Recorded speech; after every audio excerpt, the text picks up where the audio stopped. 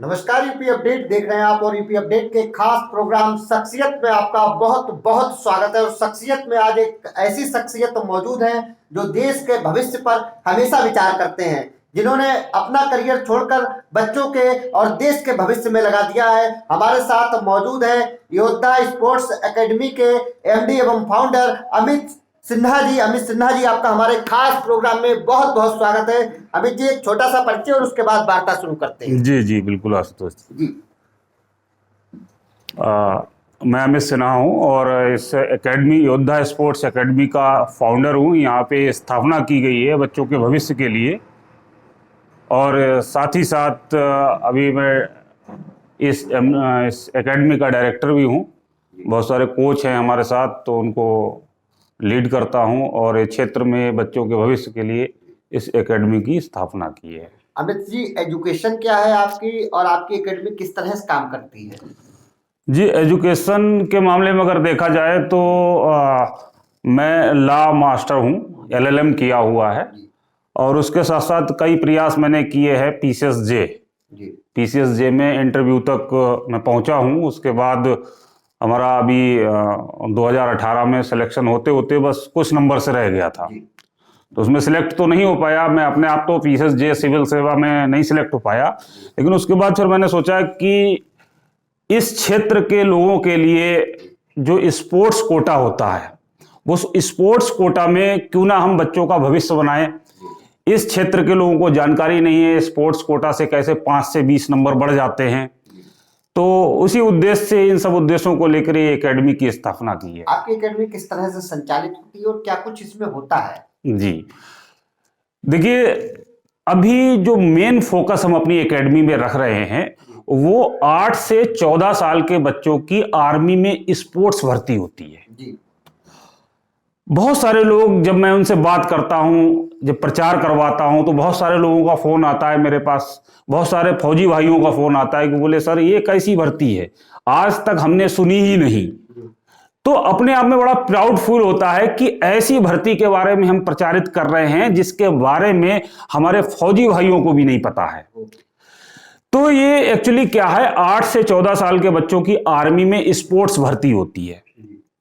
उसमें अगर बच्चा सिलेक्ट हो जाता है, उसमें कोई लिखित परीक्षा नहीं है, कोई मौखिक परीक्षा नहीं है। हमारे गांव देहात के बच्चों के लिए, जिनका मानसिक स्तर, जो पढ़ाई का औसतन दिमाग होता है, बहुत ज्यादा ब्रिलियंट नहीं होते हैं, औसतन दिमाग होता है, उनके लिए बहुत अच्छी भर्ती है, क्योंकि उसमें कोई रिटन परीक्षा नहीं है, लिखित परीक्षा नहीं है, केवल एक फिजिकल होता है। और फिजिकल के मामले में हमारे गांव के बच्चे बहुत ज्यादा एक्टिव होते हैं। छोटे छोटे बच्चे देखे होंगे आपने, अगर नदी किनारे गांव है तो उसमें तैराक बढ़िया होते हैं, है ना। तो स्टेमिना अच्छा होता है शहर की बच्चों की अपेक्षा। लेकिन बच्चे फेल यहीं पे हो जाते हैं कि उनके गार्जियंस को इस भर्ती की जानकारी ही नहीं है। तो इसी उद्देश्य को लेके हमने एक एकेडमी, पिछले साल से प्रयासरत हूं कि मैं ऐसा ये प्रचार कराऊं, अपने खर्चे से मैं प्रचार करवाता हूं, लोगों को जागरूक करता हूं। लोग आते हैं हमारी कार्यशाला में, आते हैं, उनको निःशुल्क, फ्री ऑफ कॉस्ट पहले पूरा मैं समझाता हूं। उसमें भी बहुत सारी दिक्कतों का सामना ये करना पड़ता है कि लोग यकीन नहीं कर पाते हैं। आपके चैनल के माध्यम से कहना चाहूंगा कि ये बिल्कुल 100% भर्ती है। प्रचार देख के लगभग 50%, 40% लोग ही इस चीज को विश्वास कर पाते हैं कि है। अदरवाइज पर्चे को देख के लोग, जो कुछ लोग ऐसे होते हैं बहुत अपने आप को स्मार्ट समझते हैं, और देखा पर्चा होने के, अरे ये 8 से 14 साल के बच्चों की भर्ती हो ही नहीं सकती, फ्रॉड है। तो चूंकि आप हैं, आपका चैनल है, एक प्रतिष्ठित चैनल है आपका, आपके माध्यम से भी मैं कहना चाहूंगा ये भर्ती 100% है। 8 से 14 साल के बच्चे की आर्मी की स्पोर्ट्स भर्ती।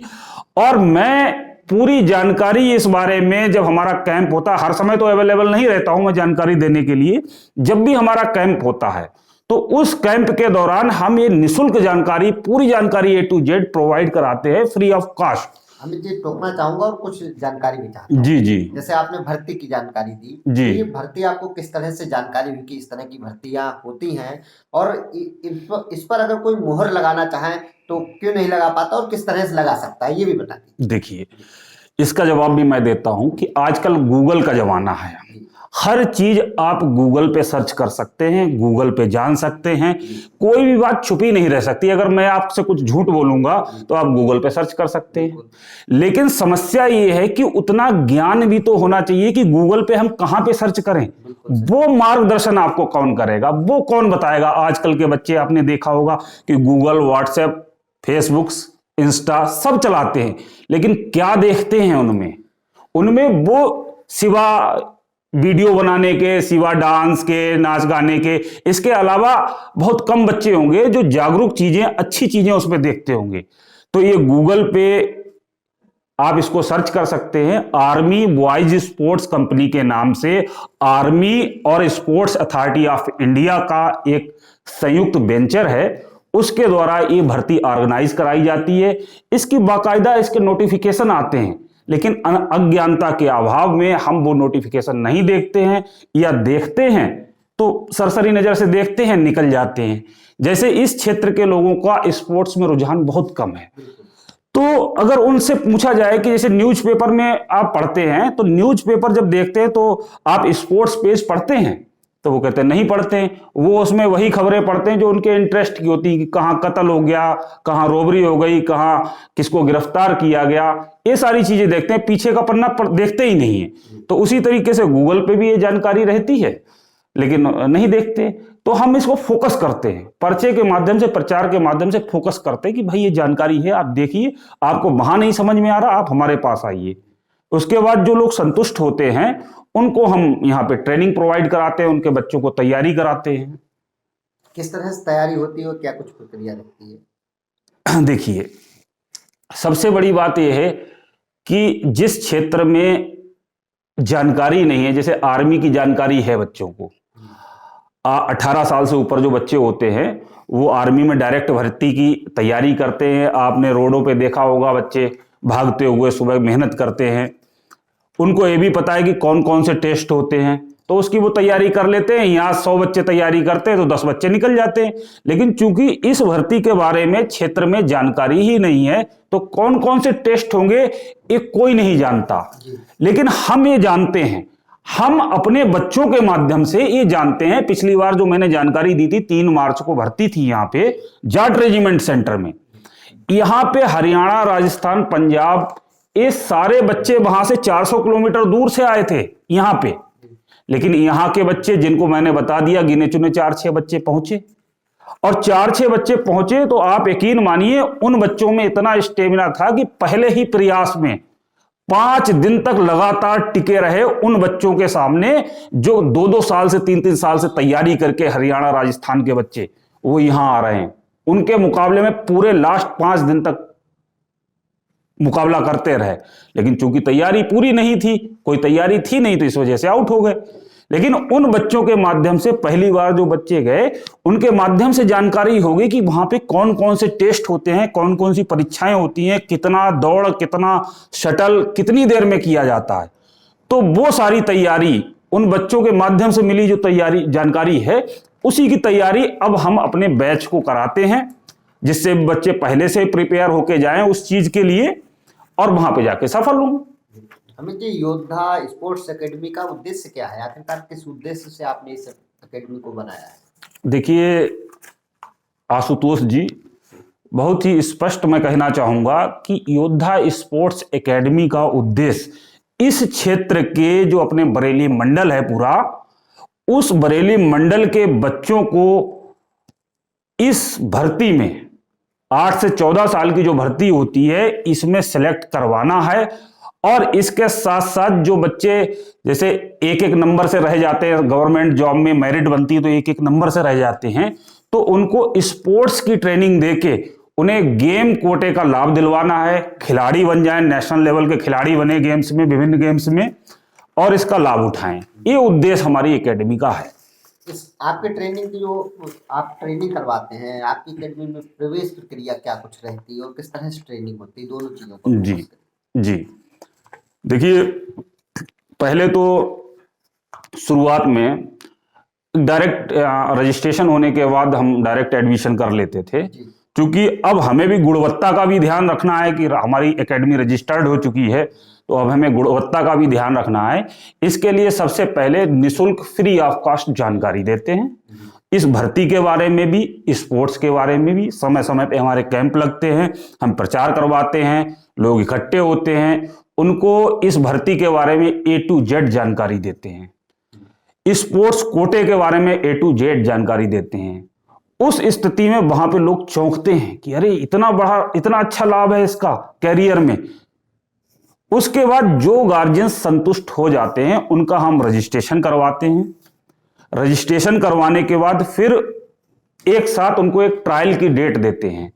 जो ट्रायल बच्चा पास कर लेता है, ट्रायल में हम दौड़ करवाते हैं, जंप करवाते हैं, और भी 1-2 टेस्ट हैं, स्टेमिना चेक करते हैं।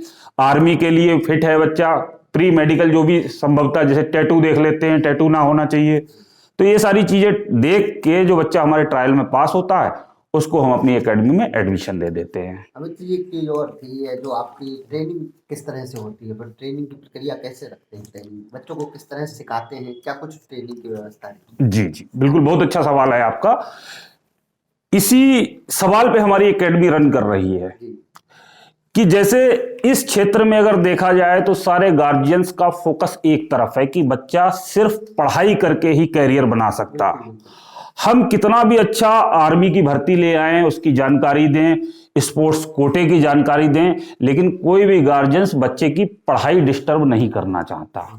मैं भी नहीं चाहता हूं कि बच्चे की पढ़ाई सफर करे किसी तरीके से। तो ये एकेडमी हमारी चलती है एक उदाहरण पे, एक रोटी और देसी घी के उदाहरण पे।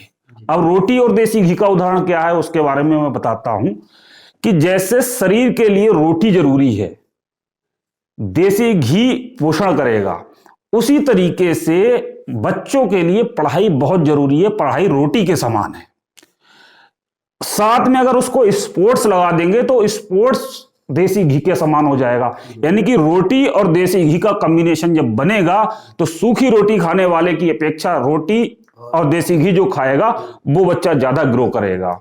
तो उसी तरीके से जो स्पोर्ट्स, पढ़ाई के साथ साथ स्पोर्ट्स भी लेके चलेगा, उसके सफलता के चांस ज्यादा हैं।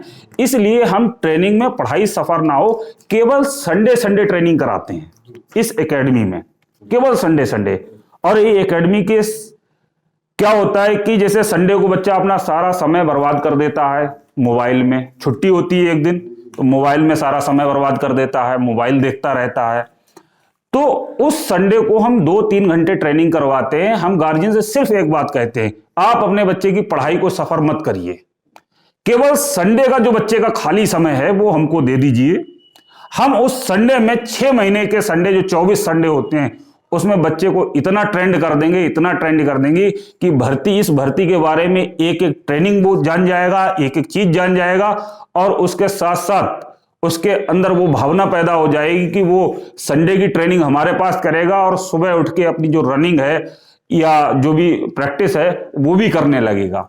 तो ऐसा देखने में आया है कि बच्चे जो हमारे पास संडे आते हैं वो सुबह को उठ के, उन्हें अब एक जुनून आ गया है कि उनको सेना में जाना है, तो सुबह को उठ के तैयारी करते हैं। छोटे बच्चे वो तैयारी करते हैं। एक चीज और सवाल ये था कि सिर्फ जैसे कुछ बच्चे होते हैं वो इंटरेस्टेड होते हैं पर डे तैयारी करने का, तो उनका ऐसी कोई प्रक्रिया है आपके पास प्रतिदिन वाली? देखिए, प्रतिदिन वाली हमारे लिए प्रक्रिया जो बीसलपुर क्षेत्र के लिए या बीसलपुर कस्बे के लिए, हमारे यहाँ पे सरस्वती शिशु मंदिर है, तो वहाँ पे 4 से 6 डेली प्रक्रिया चलती है यहाँ के इस क्षेत्र के बच्चों के लिए। इसके अलावा जो बाहर के हैं, जैसे बिलसंडा है या तिलहर है, बरेली है, यहाँ पे वीकली क्लास चलता है, क्योंकि हमारे पास अभी इतनी जो भी टीम है वो इतनी सफिशिएंट टीम नहीं है कि डेली हर जगह जाके ये ट्रेनिंग करवा सके। तो बस देसी घी की तरीके से केवल संडे आप अगर ट्रेनिंग लेते रहेंगे तब भी आपका something is better than nothing. जी अमित जी, एक सवाल और था, जैसे कि आपने बात की प्रतिदिन 2 घंटे, इसी तरह से अगर हम बात करें कि रहने और खाने की, ऐसे भी मतलब बच्चे होते हैं जो बिल्कुल इसी चीज पर निर्भर है कि उन्होंने कहा स्पोर्ट्स की तैयारी करके सीधा, कुछ बच्चे क्रिकेट की तैयारी करते हैं, कुछ लोग आर्मी की तैयारी करते हैं, तो वो वही रहते हैं, वही तैयारी करते हैं। ऐसी क्या प्रक्रिया है अपनी एकेडमी में? देखिए आशुतोष जी, इस तरीके की उत्तर प्रदेश में जिस तरीके की आप बात कर रहे हैं कि वहाँ रहना भी मिले, खाना भी मिले, वहीं ट्रेनिंग मिले, वहीं पढ़ाई हो, तो ऐसे उत्तर प्रदेश में बहुत सारी एकेडमियां हैं। लेकिन वो एकेडमियां हमारे फौजी भाइयों ने रिटायरमेंट के बाद खोली हैं, ठीक है। और वो जो एकेडमियां हैं वो तैयारी करवा रही हैं 18 साल से ऊपर, फुल जो आर्मी की जो भर्ती होती है, मेन आर्मी की भर्ती होती, उसके लिए तैयारी करवाती हैं। उसके लिए साल में 50, 60, 70 हजार रुपए जैसा भी जिसका होता है वो चार्ज करती हैं। लेकिन ये अपनी तरह की एक स्पेशल उत्तर प्रदेश की पहली एकेडमी है जो छोटे बच्चों की तैयारी करवाती है, और बहुत ही कम फीस में, क्योंकि इसमें बच्चा रहता अपने घर पे है, पढ़ाई अपने स्कूल में करता है, खाना अपने घर पे खाता है, तो ये सारे फीस उनकी बच जाती है। तो बहुत ही नॉर्मल सी फीस होती है हमारे यहाँ। एक स्पोर्ट्स की फीस होती है, एक ड्रेस की फीस होती है, और जो ट्रेवलिंग की फीस होती है वो फीस ले लेते हैं। तो एक नॉर्मल फीस गरीब बच्चा भी इस ट्रेनिंग को कर सकता है। उसे 50, 60, 70 हजार रुपए साल में देने की जरूरत नहीं है। हमारा साल में बहुत ही कम खर्चा आता है।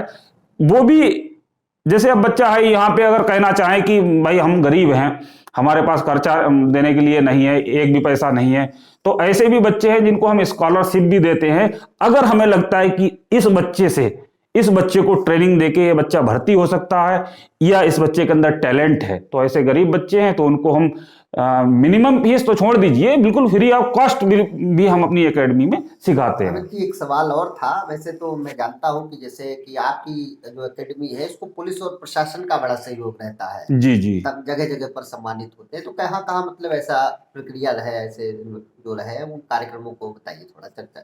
जी, देखिए मैं, एक बार जो कमरा में आप घुमाते रहिए। बच्चों को दीजिए। मुझे अपने बता भगवान तो भैया लगा लीजिए।